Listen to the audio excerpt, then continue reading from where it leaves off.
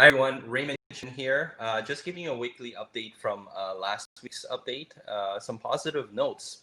Let's start with the markets, the commercial market. I'm seeing more listings coming onto market, and I'm seeing more sales as well. So that's good news compared with last week, where it's a little more stagnant.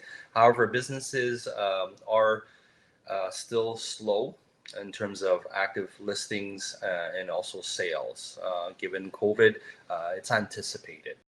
The next segment I'd like to touch upon is the rental market slash investors. Very active. I'm seeing listings for rent coming onto market and them being rented, those properties being rented out as well. This is due to a few reasons. Buyers are waiting, anticipating to see what's happening with COVID. Also, sellers who are selling their home vacant rather than having them live in there while selling. So this is good for both buyer and seller in terms of a safety point of view, and also tenants needing more space or less space as well. So at least those three contributing factors are keeping the market for the rentals for investors going. Also, for now, for the residential market, 500,000 and under freeholds or condos still very, very active. It hasn't really slowed down a whole lot, maybe a little, but I'm still seeing multiple offers in that price range.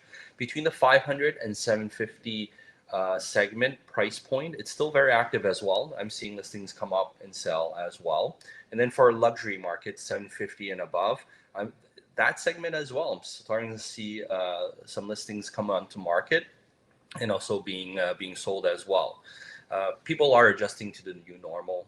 People still need to buy and sell real estate. So with that said, want to remind you that we're not only here to protect your real estate interests, but also to your safety as well, which is our concern.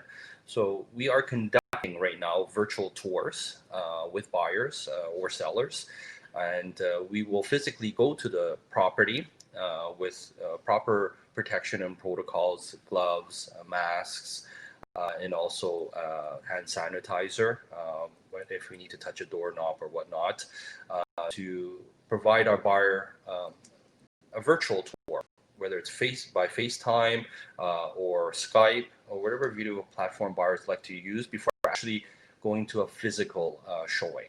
So we find this is best of both worlds. And of course, if a buyer wants to physically go see a property, we advise them to bring gloves, masks, and also hand sanitizers. If not, I have more than enough to supply them as well. So we are exercising very, very strict protocols and safety procedures when going to see homes.